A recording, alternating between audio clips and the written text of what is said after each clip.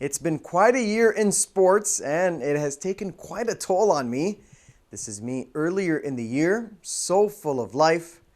And this is me just last week. I am beginning to lose my mind.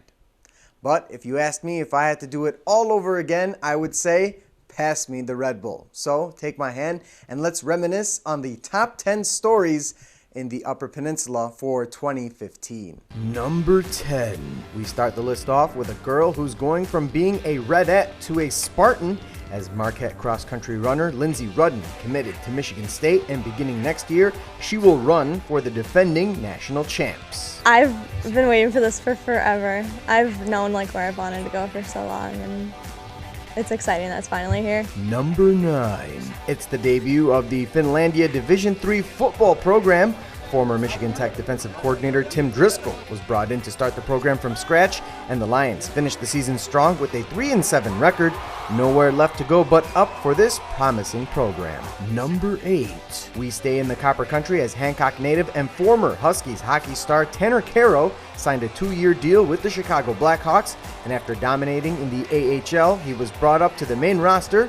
And then on November 6th, zone time, amount of it for Chicago. Backhand try in front, they score. Tanner Kero with 1:26 to go makes it a 4. Number 7. It was a tough one to swallow as the Forest Park football program decided to move to 8-man football beginning next season. It was a controversial and necessary move for a number of reasons. When you get down to 110, 111 kids, you just don't have the numbers to compete, and that's where it's going to be in 3 years. 2 years, it's 122. So you know that in a couple of years, you cannot sustain an 11-man program.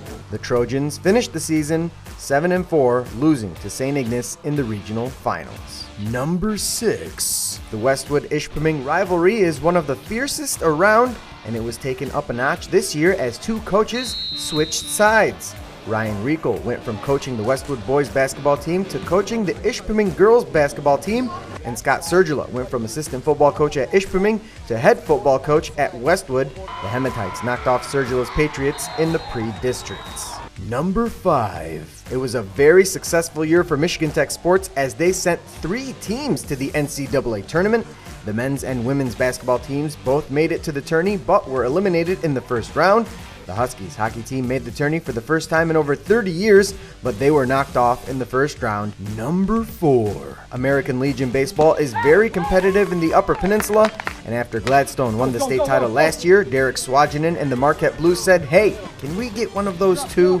Marquette would defeat Gladstone in the championship game on Coach Swajinen's birthday. Number 3. More championships, and we got a pair here from the same school, as North Central captured the Class D state basketball title, and in their first year of 8-man football, they win the state title there as well, scoring almost the same amount of points as the basketball team did. Number 2. It was a big year for girls hoops in the Upper Peninsula as Yoopers accounted for 2 of the 4 state championships.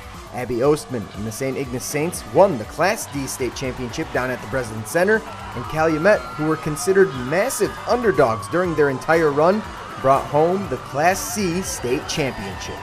Number 1. Was there any doubt here?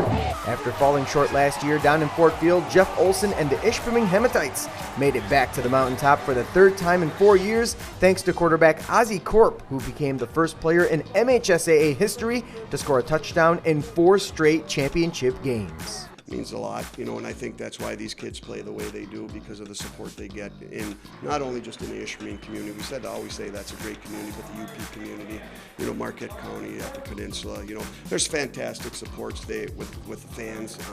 They really rally around great kids that work extremely hard. They're going to have a chance to be successful in their lives. Thanks for joining me on this epic ride down memory lane, and I'm looking forward to better things to come in 2016. For ABC 10 and CW5 News, I'm Sam Ali.